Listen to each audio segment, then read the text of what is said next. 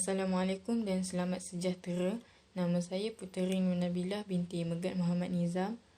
Pada hari ini, kami dari kumpulan 6 ingin membincangkan isu pencemaran air di Sungai Semenyih dan isu pencemaran air di Sungai Kim Kim. Okey. Ini adalah senarai ahli kumpulan kami iaitu kumpulan 6. Seterusnya, saya ingin membincangkan tentang isu yang pertama iaitu sinopsis pencemaran Sungai Semenyih.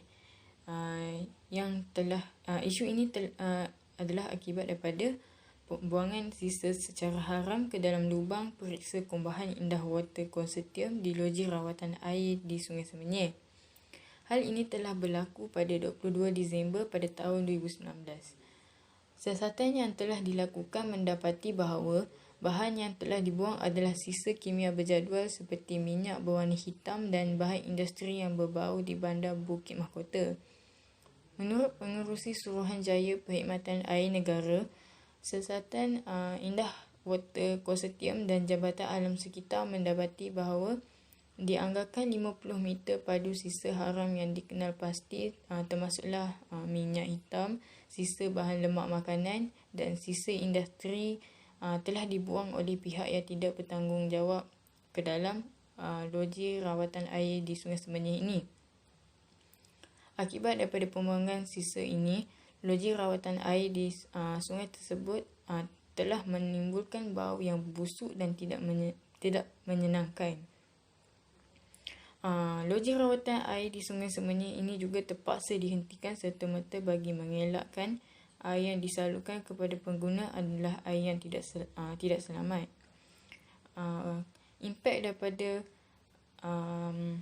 penutupan loji ini, seramai 1.5 juta pengguna yang membabitkan 348 kawasan dari daerah Petaling, Putrajaya, Hulu Langat, Kuala Langat dan Sepang telah menerima gangguan bekalan air yang tidak berjadual dan berskala besar. Akibat daripada pencemaran ini, Menteri Besar Selangor pada waktu itu, Datuk Seri Amiruddin Syari telah mengatakan bahawa akan menghukum pihak yang tidak bertanggungjawab yang telah mencemarkan sungai ini dengan tindakan undang-undang yang telah sedia ada di Malaysia ini. Iaitu seperti jika merujuk kepada undang-undang negara, individu yang telah membuat kesalahan mencemari air akan dibawa ke mahkamah untuk dihukum mengikut Akta Industri Perkhidmatan Air kurungan Akta 655 dan Akta Kualiti Alam Sekeliling 1974. Okey, seterusnya ini adalah kronologi bagi pencemaran Sungai Semenyih iaitu yang telah saya bentangkan di sinopsis tadi. Okey. Pencemaran yang berlaku berpunca dari loji rawatan ini telah menaikkan kadar bau di air Sungai Semenyih. Sampel air yang telah diambil dari Sungai Semenyih telah merekodkan bacaan bau pencemaran adalah 0 ton, iaitu ukuran kadar bau pada jam 1 hingga 3 petang pada hari sebelumnya. Namun, pada jam 8 pagi hari berikutnya, kadar bau telah meningkat kepada 2 ton. Ketidakstabilan bacaan ini sekaligus telah menyebabkan pihak pengurusan tidak berani untuk menyalurkan air kepada seluruh pengguna. Hal ini kerana loji rawatan air di Sungai Semenyih ini adalah tempat bagi pemprosesan air kotor sebelum dilepaskan semula ke dalam Sungai Semenyih. Sebagai contohnya, air yang telah digunakan seperti air cuci pinggan, air yang digunakan untuk mandi dan sebagainya adalah antara air kotor yang telah dilepaskan. Sisa-sisa toksik yang telah dibuang oleh pihak yang tidak bertanggungjawab ini telah memasuki sistem pemprosesan kumbahan Indah Water Consortium bersama-sama bahan kumbahan. Meskipun air ini telah diproses, air ini tetap tidak bersih kerana kumbahan Indah Water Consortium hanya dibina untuk membersihkan air kumbahan tetapi tidak termasuk sisa toksik. Ubat-ubatan yang telah digunakan juga bukan untuk merawat sisa toksik dan ia hanya sesuai untuk bahan kumbahan. Selepas itu, Sisa toksik yang tidak dirawat akan mengalir sehingga loji rawatan air Sungai Semenyih dan bercampurlah air toksik dengan air bersih yang telah dirawat. Sementara itu, Suruhanjaya Perkhidmatan Air Negara ingin mengambil tindakan yang tegas terhadap pihak yang telah melakukan perbuatan yang tidak bertanggungjawab ini. Suruhan Perkhidmatan Air Negara juga semua pihak termasuk Lembaga Urus Air Selangor, Pihak Pengurusan Air Selangor, Jabatan Alam Sekitar dan Indah Water Consortium Sendirian Berhad telah berusaha sedaya upaya untuk mengatasi masalah yang berlaku supaya loji rawatan air di Sungai Semenyih ini dapat beroperasi semula dalam waktu yang singkat. Selain itu, Menteri Besar Selangor iaitu Datuk Seri Amiruddin Syarif telah berkata, sebanyak 24 juta liter air sehari telah disalurkan dari kolam tasik idaman Dengkil ke Sungai Semenyih bagi membolehkan kadar pencemaran bau dicairkan. Pada masa yang sama, Air Selangor menggunakan pelan kedua dengan menggunakan kolam terminal Bangi dari loji rawatan air Langat 2. Daripada pelan itu, ia telah membolehkan kira-kira 50,000 pemegang akaun telah menerima bekalan air, terutamanya pengguna di kawasan Hulu Langat. Langkah yang diambil seterusnya adalah Air Selangor telah menggerakkan 70 lori tangki air, 16 lori tangki jumbo, 31 tangki statik dan 10 pilih air awam ke lokasi-lokasi tercecar. Bekalan itu telah menjadi keutamaan untuk digunakan di hospital dan lori tangki jumbo telah digerakkan ke Hospital Sedang serta Hospital Kajang. Dalam pada itu, Pengerusi Jawatan Kuasa Tetap Alam Sekitar, Teknologi Hijau, Sains, Teknologi dan Inovasi dan Hal Ehwal Pengguna Selangor, iaitu Loy Sian telah berkata kerajaan negeri juga sudah menghantar kertas kerja kepada Kementerian Tenaga, Sains, Teknologi, Alam Sekitar dan Perubahan Iklim supaya memasukkan bau sebagai piawaian baharu dalam penentuan bacaan kualiti air yang telah disalurkan kepada. Suruhan Perkhidmatan Air Negara juga telah mengadakan perbincangan dengan pihak yang terlibat bagi mencari kaedah dan alternatif yang sesuai untuk pencegahan awal dalam mengawal pembuangan haram yang boleh menyebabkan penutupan loji rawatan air pada masa hadapan.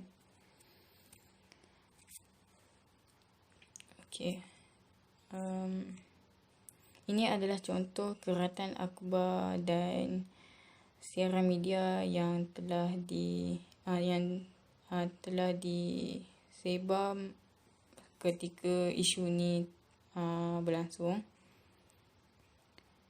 Ini adalah agensi yang telah terlibat bagi isu pencemaran Sungai Semenyih, iaitu yang pertama Suruhanjaya Perkhidmatan Air Negara, kedua Lembaga Urus Air Selangor, yang ketiga Pihak Pengurusan Air Selangor, keempat Jabatan Alam Sekitar, kelima Indah Water Consortium Sendirian Berhad dan yang terakhir sekali adalah Kementerian Tenaga, Sains, Teknologi, Alam Sekitar dan Perubahan Iklim.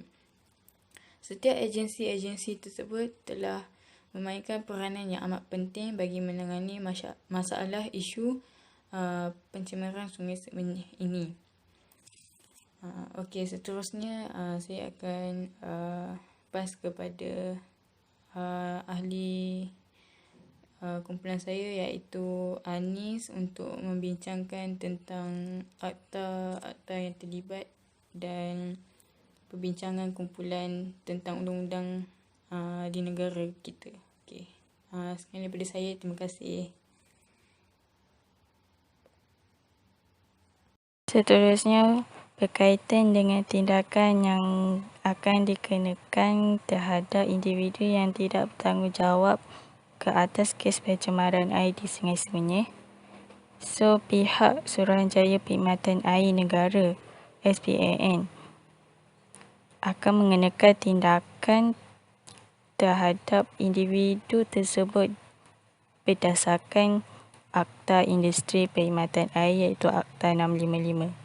Di dalam akta ini terkandung bahawa individu yang mencemarkan air atau menjadi punca pencemaran air di mana-mana alur air ataupun di sistem bekalan air dengan apa-apa bahan, sama ada individu tersebut mempunyai niat ataupun berpengetahuan bahawa perbuatan mereka akan menyebabkan ataupun membahayakan nyawa seseorang dan menyebabkan kematian seseorang, individu tersebut akan disabitkan kesalahan di bawah subsection 1 jika didapati bersalah.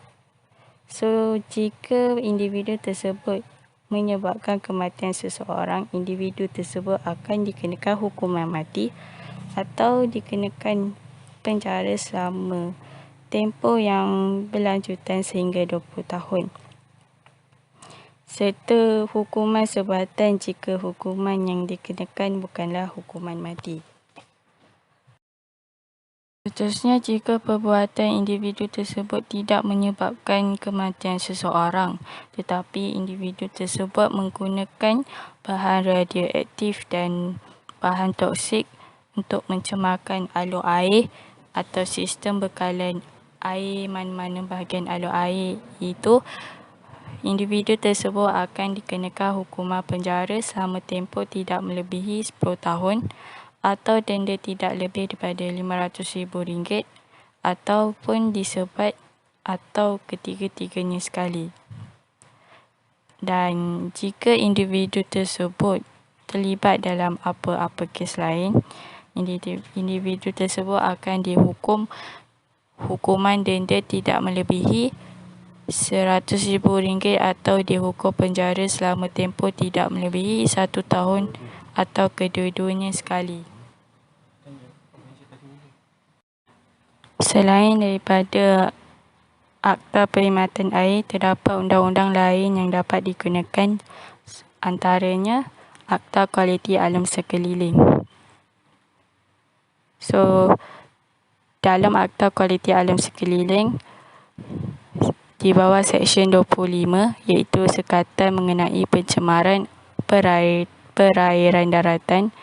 So, di bawah seksyen ni, individu yang meletakkan buangan di dalam atau di atas perairan ataupun di tempat yang boleh buangan tersebut mengalir ke dalam perairan ataupun sungai, individu tersebut akan dikenakan hukuman denda tidak lebih daripada RM100,000 ataupun penjara selama tempoh tidak lebih 5 tahun atau kedua-dua sekali, serta denda tambahan tidak lebih daripada RM1,000 dikenakan ke atas individu tersebut jika individu tersebut terus melakukan kesalahan.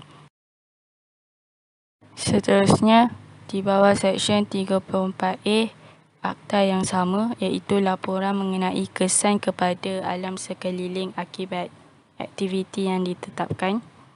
Di bawah seksyen ni, tindakan penguatkuasaan boleh diambil ke atas individu yang merupakan seorang pemaju yang tidak mematuhi syarat-syarat kelulusan EIA, iaitu Environmental Impact Assessment. So, pemaju tersebut akan dikenakan denda tidak melebihi RM500,000 atau penjara tidak melebihi 5 tahun atau kedua-duanya sekali, serta denda tambahan tidak melebihi daripada RM1,000 bagi tiap-tiap kesalahan yang dilakukan. Kemudian untuk Seksyen 34B part Akta yang sama juga, iaitu larangan terhadap penempatan, peletakan dan bahan buangan terjadual. So, di bawah seksyen ni, pelepasan haram buangan terjadual yang berkemungkinan menyebabkan pencemaran pada alur air. So, individu yang terlibat dalam pelepasan haram ini akan dikenakan hukuman penjara selama tidak lebih 5 tahun dan denda tidak melebihi RM500,000. So, akhir sekali untuk seksyen di bawah Seksyen 47 Akta yang sama, iaitu kuasa bagi menuntut kos dan perbelanjaan. Di bawah seksyen ini, pihak kerajaan melalui Ketua Pengarah Alam Sekitar boleh menuntut kos berkenaan kepada mereka yang melakukan kesalahan atau mereka yang menyebabkan berlakunya pencemaran tersebut. So, pihak berkuasa boleh menuntut kos ganti rugi terhadap individu yang melakukan pencemaran tersebut. Seterusnya untuk perbincangan kumpulan tentang Undang-Undang Alam Sekitar. So, di dalam perbincangan ini kami mendapati bahawa sistem perundangan perlu mengkaji dan mengubah semula sistem struktur perundangan yang sedia ada dengan mewujudkan akta yang baharu seperti mewajibkan pihak yang tidak bertanggungjawab menanggung kos baik pulih air. So, yang kedua, hukuman yang dikenakan oleh individu tersebut perlu diperketatkan dengan menambah had bayaran denda atau kos yang perlu ditanggung. So, dengan ini, individu yang berkaitan akan lebih berwaspada untuk tidak melakukan sebarang pencemaran. So, yang ketiga, dengan cara mengenakan hukuman penjara yang jauh lebih lama ataupun hukuman penjara seumur. Akhir sekali, kesimpulan yang kami dapat ialah daripada kes ini ialah kita perlulah sentiasa berganding bahu dalam memelihara alam sekitar.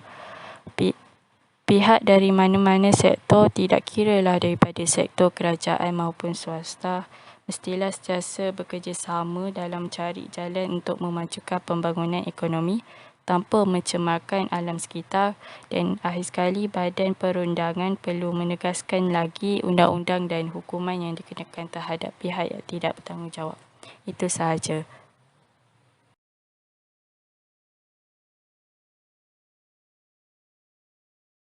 Assalamualaikum dan salam sejahtera. Hari ini saya akan membintangkan tentang isu pencemaran Sungai Kim yang bermula pada 7 Mac 2019 dan berterusan sehingga bulan Ogos.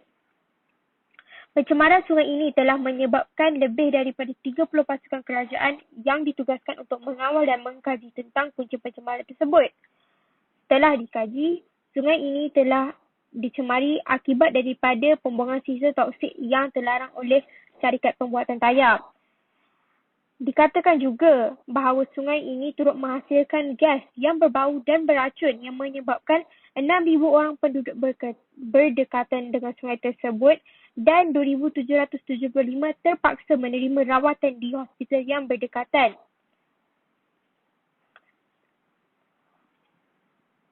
Sungai yang dianggap sebagai Selat Johor ini mengalami 3 kali gelombang yang menyebabkan lebih daripada 300 orang, 10 buah sekolah dan beberapa premis perniagaan terjejas akibat pencemaran tersebut.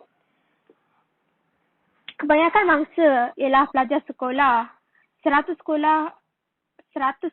sekolah kemudian diarah untuk tutup di sepanjang sungai. Pihak polis telah menerima sebanyak 160 laporan berkenaan kes tersebut. Setelah dikenal pasti, beberapa punca dan bahan terlarang yang dibuang di sungai tersebut dan 3 orang individu yang dipercayai terlibat dalam kes ini telah pun dibawa ke muka pengadilan. 2 pemilik syarikat dan seorang pekerja yang berusia antara 40 hingga 50 tahun. Berikut merupakan makluman tentang pencemaran Sungai Kim yang berlaku selama beberapa hari. Pada 13 Mac 2019, semua 110 sekolah di daerah Pasir Gudang telah diarah untuk tutup. Sebanyak 947 orang dirawat dengan 9 daripadanya terpaksa dirawat di unit ICU di Hospital Sultan Ismail. Seramai 196 orang dirawat seperti biasa di Hospital Sultan Ismail.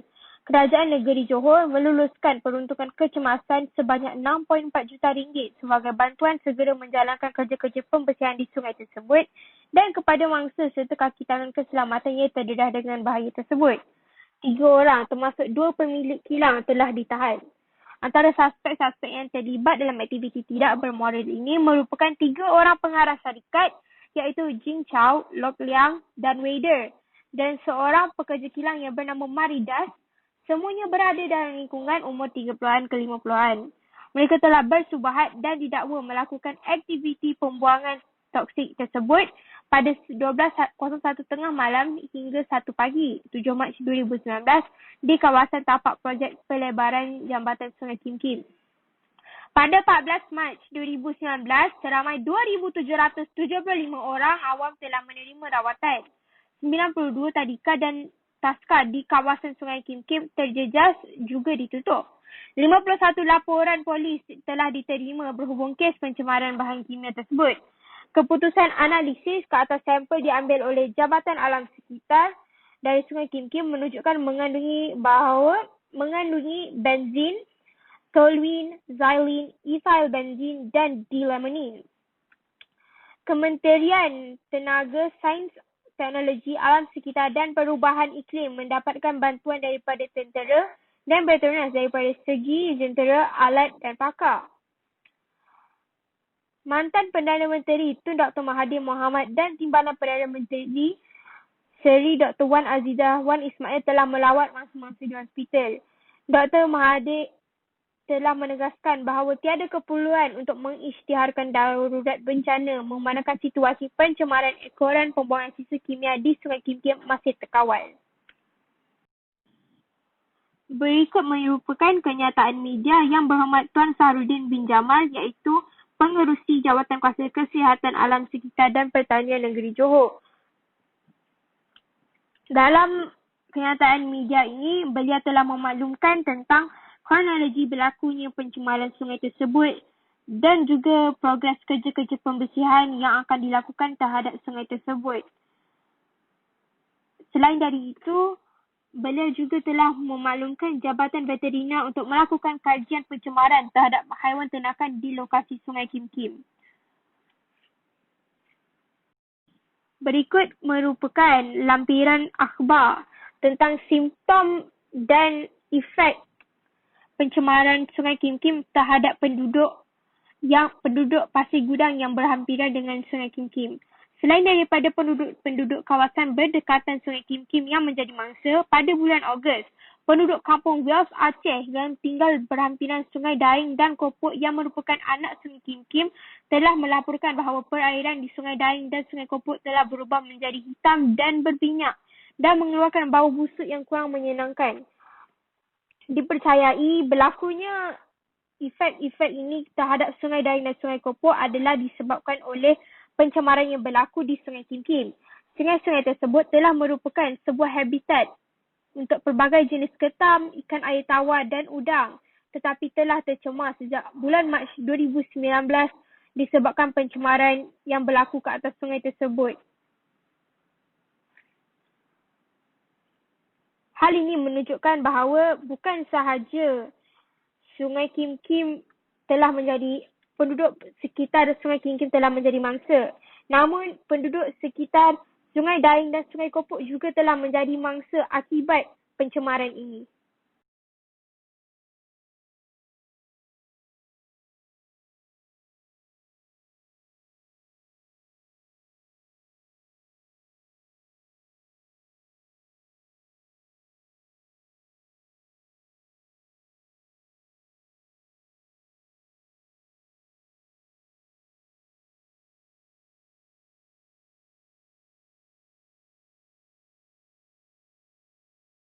Okey, seterusnya dekat bahagian kiri ni ada serang media Jabatan Alam Sekitar JAS tentang pencemaran Sungai Kim Kim. Kat sini mengatakan Sungai Kim Kim telah dibersihkan. Mestek telah menggerakkan 30 pasukan untuk memantau kualiti udara di 42 sekolah. JAS juga memantau keadaan udara di Sungai Kim Kim dari semasa ke semasa dengan pengesan oksigen. Okay, dekat bahagian kanan ni ada kereta akhbar tentang bagaimana 274 kilang mencemarkan Sungai Kim Kim. Okay, seterusnya. Okay, kat sini juga ada kereta akhbar tentang pencemaran Sungai Kim Kim. Okay, seterusnya. Pihak tertuduh bersalah mengikut Akta Kualiti Alam Sekeliling 1974. Pada bahagian 3 iaitu lesen, perkara yang memerlukan lesen terujuk pada Seksyen 25 bahagian 1 mengeluar, melepas, letak, buangan ke perairan daratan di mana langgar syarat yang boleh diterima di bawah Seksyen 21. Pada bahagian 4, larangan dan kawalan mengenai pencemaran. Pada Seksyen 22, itu pencemaran udara. Maksud mengeluar dan melepaskan buangan di udara, meletakkan benda di suatu tempat di mana benda itu boleh dilepaskan ke udara, menyebab atau membenar bau dilepaskan ke udara dengan keadaan, kepekatan, isipadu adalah mengganggu, membakar apa-apa buangan terat, proses atau perindustrian. Menggunakan kelengkapan membakar bahan api yang tidak dilengkapi dengan alat kawalan. Tiada lesen mencemar, pihak tertuduh akan didenda kurang daripada RM100,000 atau penjara kurang daripada 5 tahun ataupun kedua-duanya sekali ataupun berterusan selepas notis akan didenda kurang daripada RM1,000 sehari. Okey, pada Seksyen 25, pencemaran pengairan daratan, maksud mengeluar, melepas dan meletakkan buangan ke dalam perairan daratan, meletakkan buangan di atas perairan, di tempat yang boleh buangan tersebut bergerak ke dalam perairan, meletakkan buangan dalam keadaan buangan itu boleh jatuh, turun, mengalir, dihanyutkan, ditiup, meresap ke dalam mana-mana perairan, menyebabkan suhu perairan naik ataupun turun daripada yang ditetapkan. Okey, pihak tertuduh jika tiada lesen mencemar akan dikenakan denda kurang daripada RM100,000 ataupun penjara kurang daripada 5 tahun ataupun kedua-duanya sekali atau berterusan selepas notis akan didenda kurang daripada RM1,000 sehari. Okey, perbincangan antara kumpulan kami, langkah yang lebih bagus dalam mengatasi pencemaran sungai di negara Malaysia, terdapat 2 langkah, iaitu langkah melalui bukan perundangan dan langkah melalui perundangan. Melalui langkah bukan perundangan, nombor 1, menjalankan usaha merawat semula air yang tercemar dilakukan dengan menyediakan sistem perangkap sampah di sungai, merawat sisa terlebih dahulu seperti sisa kumbahan dan sisa buangan industri sebelum dialihkan ke sungai atau tasik, di samping menyediakan kolam tapungan sisa buangan yang khas. Yang kedua, mengawal aktiviti pembangunan di kawasan tadan air seperti mengawal aktiviti pembalakan di samping mewujudkan rizab hutan tadan air yang tidak boleh dibangunkan. Yang ketiga, mengawal selia dan sentiasa mengawasi aktiviti pengangkutan di perairan seperti kapal pengangkut petroleum dan juga kapal-kapal membawa kontena yang kerap membuang enap cemar ke laut. Yang keempat, sentiasa memantau kualiti sumber-sumber air seperti sungai, tasik, kolam dan sebagainya agar sentiasa menjadi standard kualiti yang ditetapkan. Okey, melalui langkah perundangan, pemantauan oleh pihak yang berkuasa itu Akta Kualiti Alam Sekeliling 1974 telah menugaskan Jabatan Alam Sekitar JAS sebagai badan yang bertanggungjawab menilai, memantau dan mengawal segala aspek yang berkaitan dengan alam sekitar. JAS diberi kuasa sepenuhnya untuk mengambil tindakan terhadap mana-mana individu atau syarikat yang terlibat dalam melanggar Akta Kualiti Alam Sekeliling 1974 untuk didakwa di mahkamah.